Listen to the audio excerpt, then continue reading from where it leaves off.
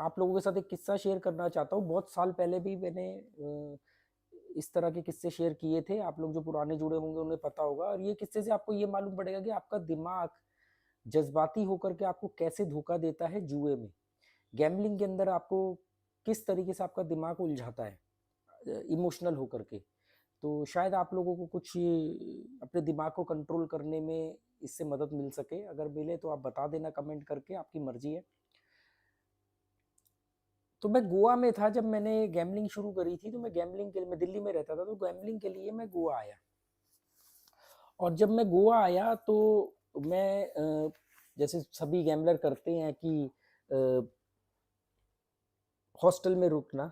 तो मैं गोवा में एक हॉस्टल में रुका। तो जो लोग छोटे जुआरी होते हैं, जिनके पास कम पैसे होते हैं, वो लोग हॉस्टल में रुकते हैं। तो मैं एक हॉस्टल में रुका था, महीनों महीनों रहता था मैं गोवा में। शिफ्ट होने से पहले की बात है। तो एक दिन एक भाई साहब मेरे साथ डॉर्मेट्री में रहता था। हॉस्टल क्या, डॉर्मेट्री बोलूँ उसको सही में, तो जो बंक बेड होते हैं। तो एक भाई साहब आए, और वो एक कमरे में 5-6 लोग रहते हैं। वो डॉर्मेट्री वाला ऊपर नीचे जो बेड होते हैं। तो एक भाई साहब आए, और उनकी उम्र लगभग 60 साल से 65 के बीच में थी। 60 साल प्लस के थे वो। तो वो आए, और वो भी दिल्ली से ही थे, और वो बहुत पुराने गैम्बलर थे।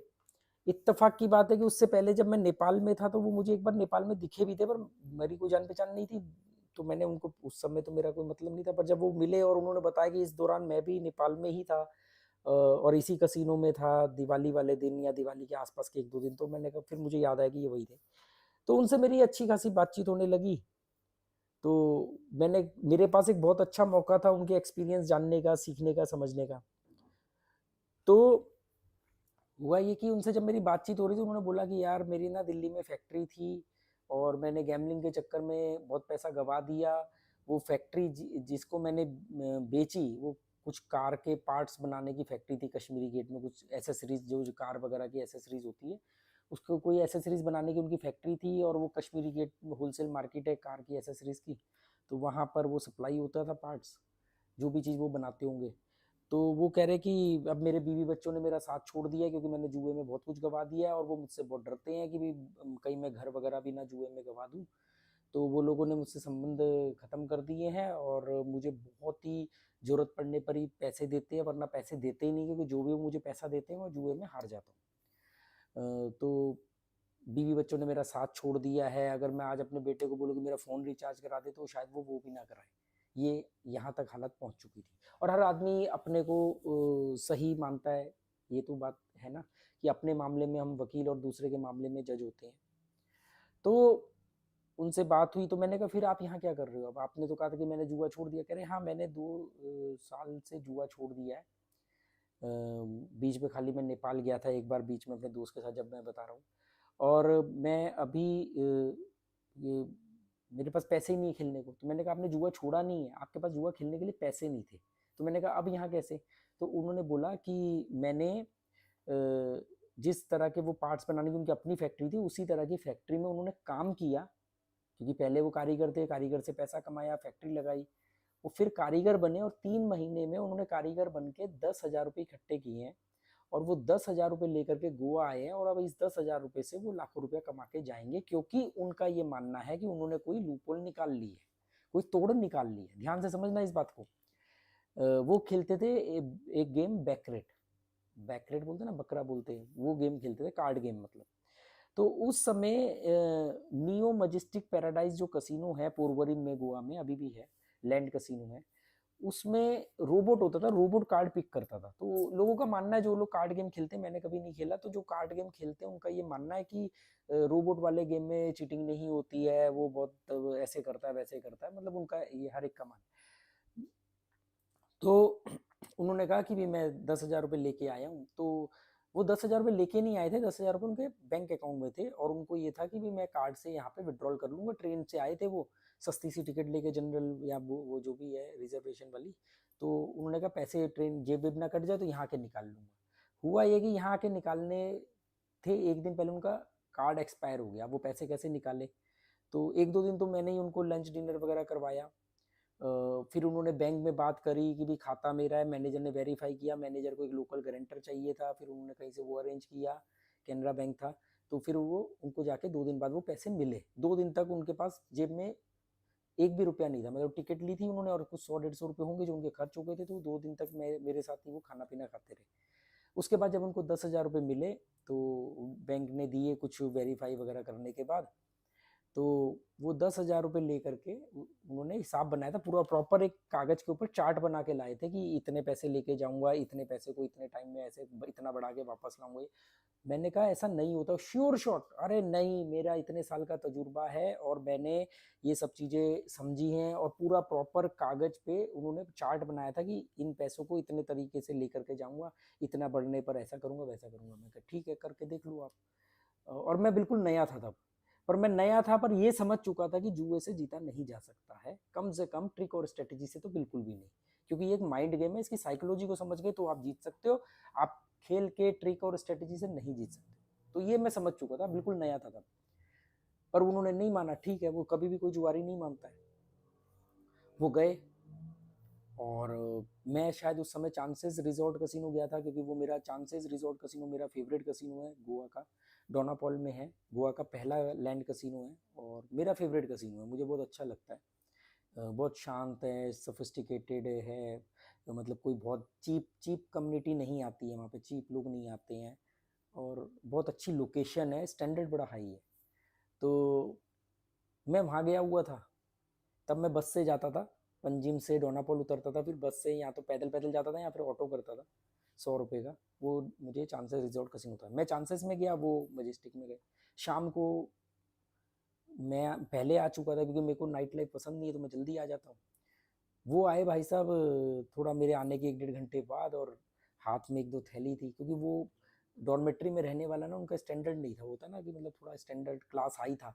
तो उन्होंने आते ही पहले तो ऑल आउट ली कि भी मैं बिना ऑल आउट के नहीं जाता हूँ, अपने लिए एक पर्सनल छोटा पंखा, मतलब कई सारी चीज़ें लेकर के आए कि जो उनको डॉर्मेट्री में सुविधा नहीं मिल रही थी, क्योंकि उस दिन वो कुछ 2,500-3,000 रुपये, 3,000 रुपये करीब जीत गए थे। तो 1,000-1,500 का सामान लेकर के आए, पंखा नहीं था, ऑल आउट थी, ओडोमॉस थी,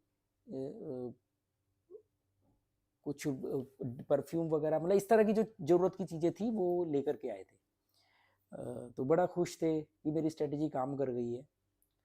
फिर वो इतना कॉन्फिडेंट, ओवर कॉन्फिडेंट में आ गए थे कि मैं नेपाल में रेड कसिनो जो अब बंद हो चुका, अभी मैं नेपाल में था 1 महीने पहले, तो वो रेड कसिनो वालों ने अपना एक ऑनलाइन शुरू किया था उस समय, तो उन्होंने मेरे को वो लॉगिन आईडी वगैरह दी थी कि आप यहाँ नहीं भी आओ तो आप अपने घर से भी खेल सकते हो इंडिया से। तो उसमें मेरे कुछ पैसे पड़े थे, उन्होंने कहा देखो मैं दिखाता हूँ कैसे खेलते हैं। तो उन्होंने उसमें वही कार्ड गेम ओपन किया, और मैंने कहा नहीं यार, मेरे पास इतने ही पैसे हैं, उस समय मैं थोड़ा थोड़ा ऑनलाइन भी प्ले करता था।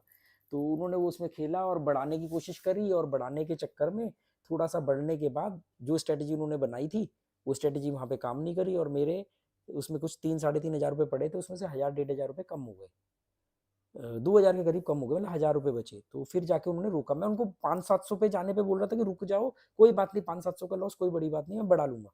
और वो नहीं माने, नहीं नहीं अभी करता हूँ अभी करता हूँ, और करते करते वो मेरे फ़ोन में वो गेम खेलते रहे, और फाइनली धीरे धीरे जा करके वो 2,000 रुपये कम हो गए। जब 1,000 रुपये बचे तो उन्होंने छोड़ दिया।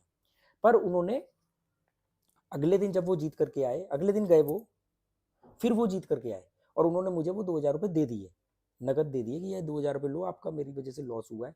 उसमें कमाल की बात ये, मैंने उनको मना भी किया पर उन्होंने दे दिए मुझे वो फोर्सफुली कि नहीं नहीं मैंने खेला था, ठीक है। उसके बाद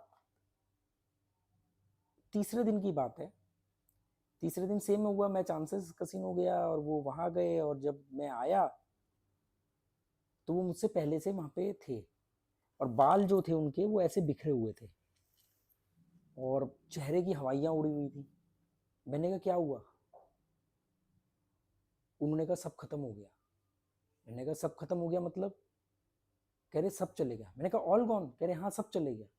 मैंने कहा सब कैसे जा सकता है?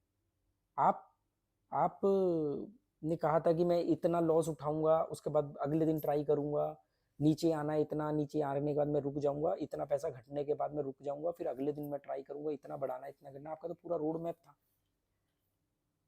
कह रहे वो घटा, फिर वो बढ़ा, फिर मैंने और बढ़ाने के चक्कर में फिर वो बढ़ा नहीं, वो घटा, फिर मेरे चले गए। तो मैंने कहा आप सारे पैसे लेकर के गए थे? कह रहे हाँ मैं सारे पैसे लेकर के गया था। तो सारे पैसे जेब में थे, तो वो करते करते मैं मतलब जो भी 12-13-15 हज़ार थे उनके, वो सारे के सारे चले गए। मतलब इतने चले गए कि उनके पास में सिर्फ 500-700 रुपये बचे। मतलब दिल्ली जाने की टिकट तक के भी पैसे नहीं थे, क्योंकि डॉर्मेट्री वाले के भी पैसे देने थे। जब मैं उनको शुरुआत में ये बात समझा रहा था ना, तो उन्होंने अपना मोबाइल निकाला और मोबाइल में एक फ़ोटो दिखाई। वो फ़ोटो कौन सी थी? जब वो काम कर रहे थे अपन कारखाने में, जब वो नौकरी कर रहे थे, तो वो नौकरी करते में वो जैसे वो काम करने का वो ड्रिल कर रहे थे कुछ, तो उसकी वो फ़ोटो खींच के लाए थे कि जब कभी मैं मेरे मन में लालच जागेगा कि और पैसा कमाना है या बदला लेने का आएगा कि अरे आज तो जीत के ही निकलूँगा, तब मैं ये फ़ोटो देखूँगा और ये फ़ोटो देख कर के मुझे याद आएगा कि मैंने 3 महीने कैसे मेहनत करके 10,000 रुपए जमा किए जुए में जीतने के लिए। वो फ़ोटो वोटो सब धरी रह गई, सब धरी रह गई। मतलब मुझे भी सुन के बड़ा अजीब लगा। अच्छा यार, मतलब बंदा कितना सेंसिटिव है कि फोटो खींच के लाया कि जब अपने आप को मोटिवेट करने के लिए, कि जब कभी दिमाग में लालच जागे या जब कभी दिमाग में पैसा घटने का, दिमाग बदला लेने की सोचे, तो मैं ये फोटो देखूंगा और अपने आप को मोटिवेट करूंगा। वो सब धरा रह गया, फोटो वोटो सब धरी रह गई, सारा नॉलेज धरा रह गया और सारा पैसा एक झटके में जीरो चले हो गया। इसीलिए मैं कहता हूँ दोस्तों, जुए के अंदर कभी जीता नहीं जा सकता। एक दिन, 2 दिन, 4 बार जीतने को जीतना नहीं कहते हैं। जुआ एक माइंड गेम है, इसकी साइकोलॉजी समझोगे तभी आप इससे बच पाओगे। एंड रिजल्ट इसमें जीरो ही होता है। और इस तरीके से आपका दिमाग धोखा देता है कि नहीं, अब तू समझ गया है, अब तुझे लूप होल मालूम पड़ गई है, अब तुझे समझ में आ गया है कहाँ गड़बड़ होती है, और ये फोटो देख करके मैं अपने आप को मोटिवेट करूंगा, मैं वो दिन याद करूंगा। सब बकवास है, कुछ नहीं होता, सब धरा रह जाता है। और फिर उनके वापस जाने की टिकट का बंदोबस्त किया गया। हालांकि वो पैसे मैंने नहीं दिए थे, क्योंकि उस दिन मैं था नहीं, और उन्होंने किसी डॉर्मेट्री में किसी से पैसे लिए, कुछ कम पड़ रहे थे, 200-300 रुपये, ज़्यादा नहीं। तो उन्होंने दिल्ली की टिकट बुक करी और वो दिल्ली चले गए। तो मैं ये किस्सा इसलिए शेयर करना चाहता था कि देखो, शायद आपको इससे कुछ समझ में आए। अगर आपको कुछ पल्ले पड़ा हो तो कमेंट करके बता देना। जिन लोगों ने 12 मिनट तक ये वीडियो देखा, वो चाहे कमेंट नहीं करना चाहते तो 12 भी लिख दोगे, टाइम भी लिख दोगे, तो आगे मैं इस तरह की चीज़ें और शेयर करूंगा, आप लोगों के साथ बात करूंगा। जुआ छोड़ दो, इसका एंड रिजल्ट जीरो है, इसमें बर्बादी के अलावा कुछ भी नहीं है। चाहे मैं बोलूँ, कोई बोले, कुछ नहीं होने वाला। ट्रिक स्ट्रेटेजी से कुछ नहीं हो सकता। एक दिन, 2 दिन जीतने को जीतना नहीं कहते हैं। और नहीं छोड़ पा रहे हो तो उसके बहुत सारे तरीके मैंने बताए, जिससे आपका घाटा रुकेगा। सिर्फ इसलिए, बाकी जुए के बारे में मेरी यही राय है। आपकी मर्जी। Okay, goodbye, thank you.